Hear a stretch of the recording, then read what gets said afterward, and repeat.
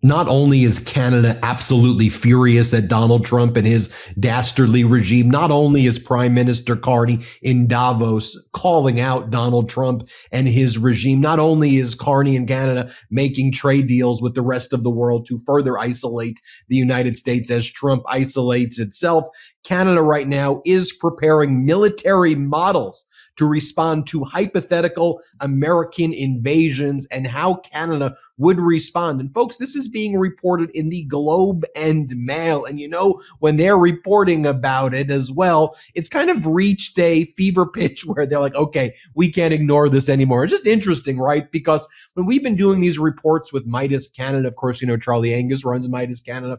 There were a lot of people at first, and you would see, especially with the right-wing control of Canadian media and some of these other media entities, they'd be like, oh, and Charlie with his American buddy Ben, they're out there fear-mongering. This is not really going to happen. And why are you even talking about preparing for military invasions? And what does Angus mean when he talks about Canada building up a citizen reserve? What is Angus even trying? Calm down there, fellas. You're just, by the way, the same things that people were saying about Meidas in 2024 when we were trying to warn people, this is what's coming. They're going to have ICE and Border Patrol invade your cities. It's going to have the Gestapo and the SS across the, you're comparing him to Hitler. You're saying he's demented and he's amazing. Why would you ever say those things? Well, because it's true. Because it's objectively obvious that it's happening, and it was happening then. So here's what I want to share with you as well.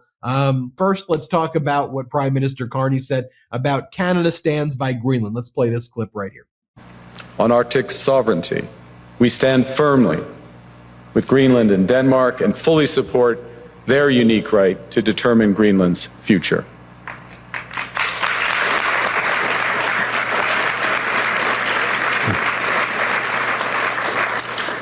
Our commitment to NATO's Article 5 is unwavering. So we're working with our NATO allies, including the Nordic-Baltic Gate, to further secure the alliance's northern and western flanks, including through Canada's unprecedented investments in over-the-horizon radar, in submarines, in aircraft, and boots on the ground, boots on the ice.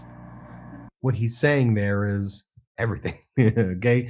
Boots on the ground in Greenland, talking about Article 5 against the United States, building a trading relationship. He talks about trans-Pacific, transatlantic Canada without the U.S. right there, bypassing it and bringing in 1.5 billion people together, and you see how this is forming, right? European Union's deal with the Mercosur countries, with Brazil and Argentina and others there.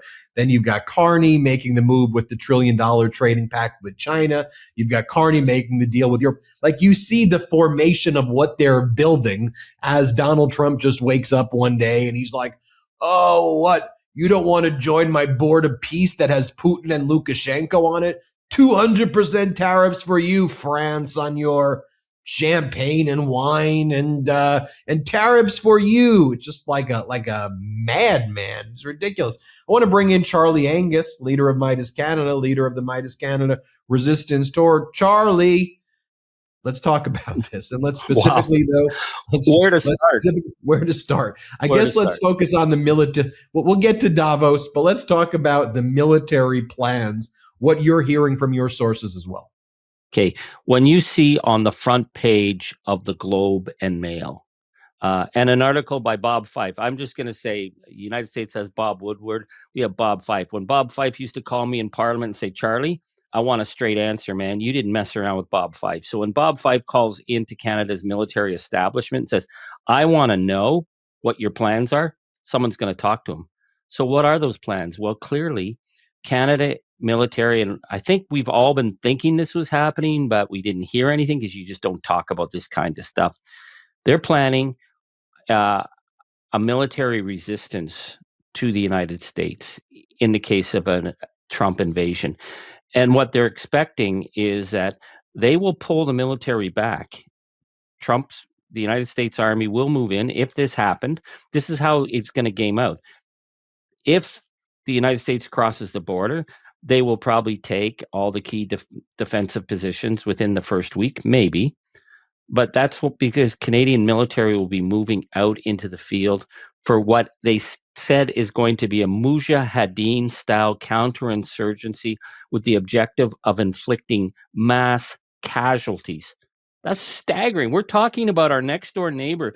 Canadian and American military and Navy and Air Force have worked together for 80 plus years, but now we're talking about the gaming out, the mass casualties from a counterinsurgency war. And I will say, Ben, Canada has a lot of experience. They put us in Kandahar, in the heart of Taliban country. There's a lot of experience. Canadians have been on the front lines of Ukraine, technically as trainers, but obviously getting trained.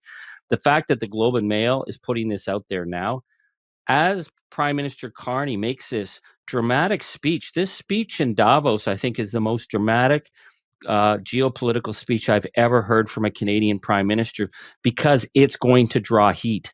He's basically saying, we will stand with Greenland. We will put the boots on the ground to defend. We know that that means Donald Trump's going to turn his rage at us. Canada has just said, no, we are not going to pay $1 billion to be part of this gangster carve up of Palestine. Donald Trump's been threatening the other allied countries. They are going to turn on us now. And what we're seeing is that for the longest time, Canadians have been quietly preparing. And some of our, I'm just going to say, some of our Canadian military troops, the famous Royal 22nd from Quebec, the Princess Pats, these are mean mofos. If they go up into the hills, everything is on the table. I think we're seeing, though, a more coordinated effort in Davos amongst nations now asserting themselves against Trump. And look, we could view it in a lot of ways. One way is they've been appeasing him. They've been treating him like a baby. They've been dragged along for this, and this should have been addressed over a year ago. I think that's mostly true, with a lot of world leaders, right? But there is another element that at least it always felt to me that Carney at least was playing a little, and I'm not trying to say I endorse Carney on everything. Let me be clear about that. But it seemed that on a foreign policy level, he seemed to be playing a little bit more chess with Donald, both in terms of not agreeing to, any BS trade deal, even where the European Union and others, jumped into, bogus trade deals with headlines that helped Donald, which we knew weren't going to be implemented. But it seems now you have lots of countries saying, okay, we're ready to assert ourselves. We see where this is going. We're in 2026 now. We're not going to do 2026 the way we did 2025. It feels like that more broadly, with Canada leading the way, frankly, and Carney looking like the ultimate statesman in Davos, even versus the other people who were there. Well, it's really interesting because, we've always seen ourselves as like the little brother nation, little brother to the United States, little brother to the UK. But we've seen like total lack of leadership. And from the UK, from Keir Starmer, he's still just like this week talking about his biggest worry being a tariff war. Freak, the tariffs have nothing to do with this. We're talking about a gangster threatening a shakedown to take an independent nation. That's what we're talking about. I think the uncertainty that some Canadians felt about Prime Minister Carney is that he plays his cards very close to his chest. He doesn't say what he's going to do. But when you start to look behind and see where he's been, it's starting to become clear. It all now at Davos was laid on the table. The determination that this is a moment that either the West stands up or the West breaks. Certainly they're popping champagne corks in Moscow tonight. I mean, Vladimir Putin has his sock puppet in Washington, a man who says he doesn't care what happens next. He's going to destroy the Western alliance. He's doing this because NATO or Norway didn't give him a Nobel Peace Prize. Canadians are looking to the United States and saying, where are the leaders? Where are the adults? Well, if the adults aren't there, then this is a long-term struggle for us. So we have to make decisions. So I think what you're seeing is a recognition that the price of freedom might be high. It may be intense tariff wars. It may be more kind of war. but there is no going back at this moment. So Prime Minister Carney has laid it on the table today. We're seeing the military are planning this out, and there's been a lot of behind the scenes planning for at least a year in terms of what a counterinsurgency would look like. And I just want to assure our Canadian viewers and warn our American viewers, it doesn't look good for the force that's going to cross that border. Dr. Aisha Ahmad is a international counterinsurgency expert. She's been laying this out. She says an American invasion of Canada will lead to the destruction of the American empire. End of story. That Trump would be an absolute fool to think that this is going to happen without taking significant losses and ultimately destroying his own nation. So we are at this pivotal moment. I mean, I don't want to be talking about this, Ben. This is the last thing I want to be. I don't want to be scaring people, but this is where we're at. And we're at a moment where we either stand up to the bully, and we restore some sense of democracy in the United States, or we go over the edge. But I think Prime Minister Carney in Canada are saying, okay, if that's where we're going, we'll be ready. We talk about this dystopian name thing, the Board of Peace, where you've already had Lukashenko in Belarus, who's helping Putin in the invasion of Ukraine, and and then Putin and Donald Trump was asked about it, and he's like, "Yeah, well, we get to will this replace the United Nations?" And Trump was basically like, "Yeah, Trump's vision is you pay him, you join this board," and he calls it the Board of Peace, where you have Putin, and others. And I think it's his way to, destroy NATO, and it is destroyed. It's just like what's fascinating now, and that's maybe not the right word, is you still have NATO with the fiction of US, and you have Mark Rutte, the Secretary of General, who does these calls with him, and, and has to in his own mind behave like, well, Donald, you make a good point, right? And all of that stuff. Yeah. It's just what do you make of that? And then we'll go to less. To me, that's NATO's over. It doesn't exist anymore. It's NATO's history, and the threat to the United Nations, though, that's very serious, and that's what we're seeing with this. Basically, a gangster carve up of what's happening in Palestine. Canada, has played a huge role in the international stage, in the foundation of the United Nations, in the foundation of the International Criminal Court, in the establishment of the Statute of Rome. I think Prime Minister Carney has tiptoed around some of the egregious attacks on these international institutions and international law because he was sort of trying to get space. But Canada has to defend these, and Canada will defend these. So what we're seeing, and I thought was really interesting in Davos when the Prime Minister was talking about a new world order of European alliances, but also with Asia. And Canada is a linchpin between those two realms. Our Commonwealth cousins in Australia, New Zealand, democratic nations in South Korea, democratic nations in Japan, Thailand, that we will be looking to build this other kind of global alliance, because the alternative is basically a world of gangsters, of Vladimir Putin, Benny Netanyahu, the loser from Belarus, all going out and hanging out with Donald Trump and trying to carve up the world. We're just not going to be able to let that happen. So push is coming to shove.